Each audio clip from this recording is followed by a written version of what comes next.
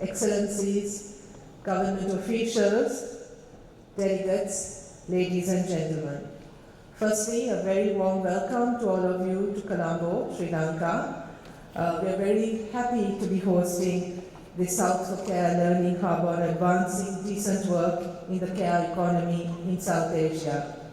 And I think our government's commitment to advancing this agenda is very evident if you look at this table just here and you see the representation from government at this very important event. I would like to extend my sincere appreciation to the International Labour Organization, the World Bank Group, and International Training Center of the ILO for convening this important initiative at a very critical moment for our region. The care issue, the care economy, is no longer a peripheral issue. It is central to how our economies function and how our societies sustain themselves. Care work, whether domestic work, child care, or elder care, or community support, is the foundation upon which both formal and informal economies are built.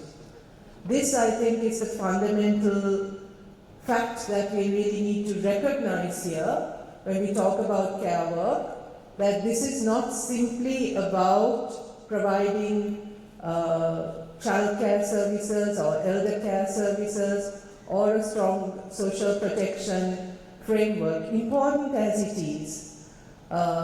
If we really think about a care economy and what that means, it also means recognizing how the care economy or how care work, especially unpaid care work, sustains the economy. It is the invisibility and the undervaluing of care work that I think distorts many of our discussions. So when we talk about the low participation of women in the labor force, we imagine simply that this is unproductive and therefore we need to bring women into the labor force. No, it is important that women have the choice whether to work in the labor force or not.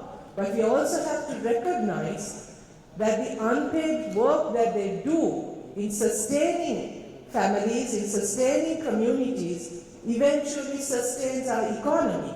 That is one of the most important factors in the economy which does not get recognized, does not get valued, and distorts women's contribution to the economy.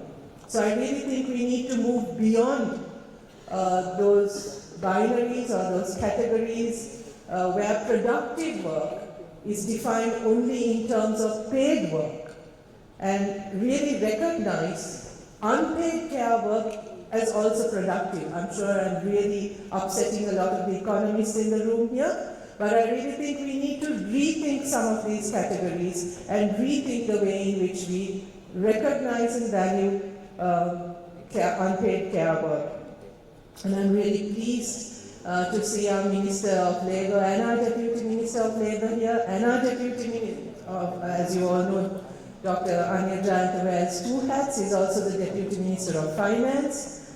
And I'm really pleased to see you both here because I think we really need to look at how we value care work and really bring that into our discussions on our budget, on our fiscal policy, on our financial policy, and I really look to the ILO and the World Bank for support, for the technical support in measuring unpaid care work and how we can make that part of our discussions about the economy.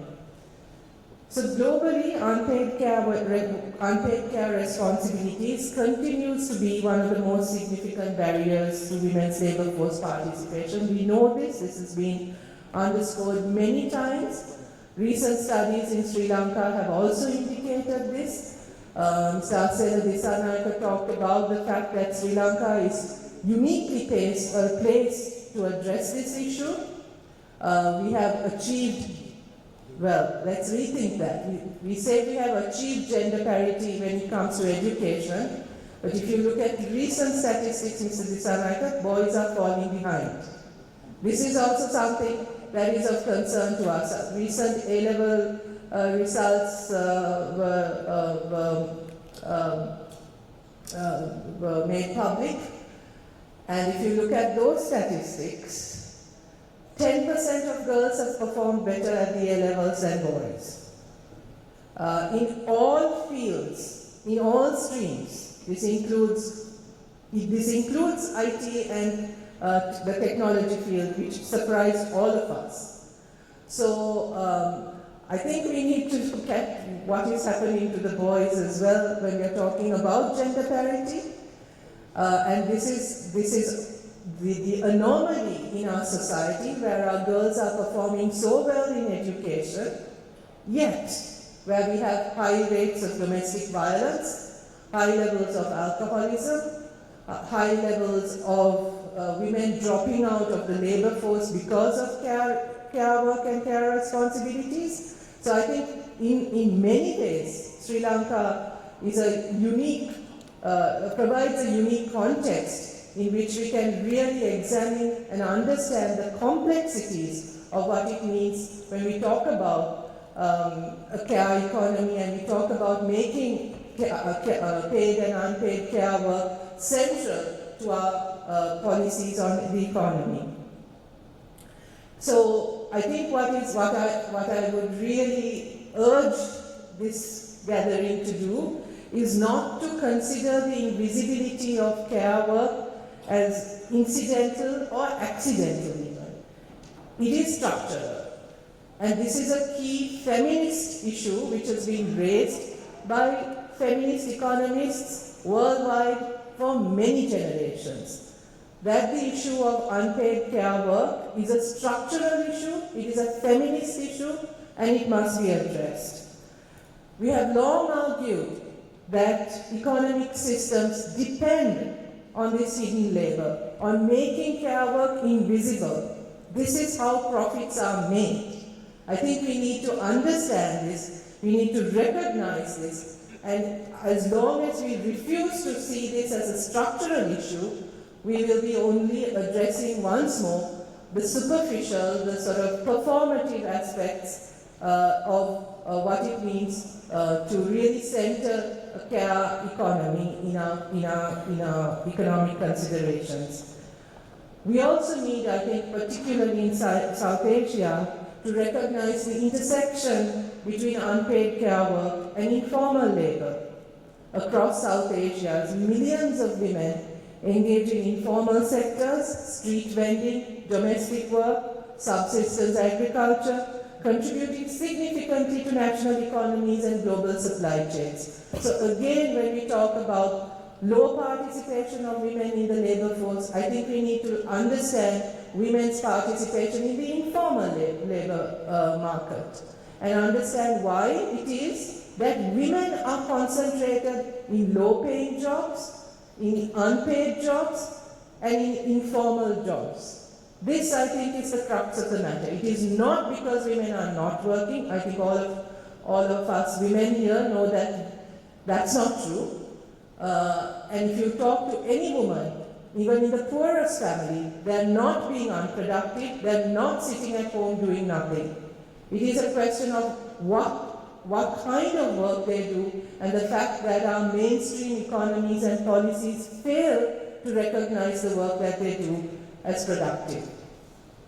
So, I think all of this calls for a fundamental rethinking of how we define labor, productivity, and economic contribution, and labor force participation. Too often, economic discourse prioritizes output and efficiency, overlooking the social foundations that make production possible. Labor force participation is not simply about productivity, it is about access to opportunity, dignity, and inclusion. So a transformative approach requires us to center the well-established framework of the 5 Rs, recognizing, reducing, redistributing, representing, and rewarding unpaid care work. This means making care work visible, investing in infrastructure and services that reduce that burden, ensuring equitable sharing of responsibilities, amplifying the voice of care workers, and guaranteeing fair compensation and protection. Importantly, care work is not only an economic issue, it is an intergenerational one. It shapes human capital through its impact on education, health, and well-being. As we look to the future of work, we must embed care within our systems of education, skills development, and economic planning. No form of work, whether paid or unpaid, formal or informal, should remain invisible, undervalued, or underprotected. Sri Lanka is committed to advancing this agenda.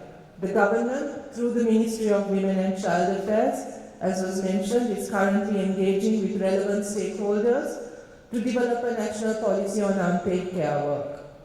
This consultative process aims to recognize and value unpaid care work as a vital contribution to national development, reduce the disproportionate burden on women and girls through accessible public services and social protection, promote the equitable redistribution of care responsibilities across households, communities, the state, and the private sector, and transform the social norms and gender stereotypes that continue to assign care work primarily to women.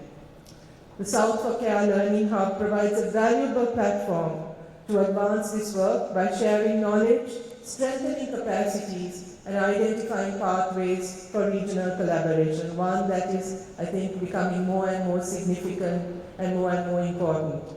I'm confident that the discussions over the coming days will generate meaningful insights and actionable recommendations to strengthen care systems across South Asia. I wish you all a productive and successful 4 days, and I hope our visitors to Sri Lanka enjoy Colombo and our beautiful country. Thank you very much.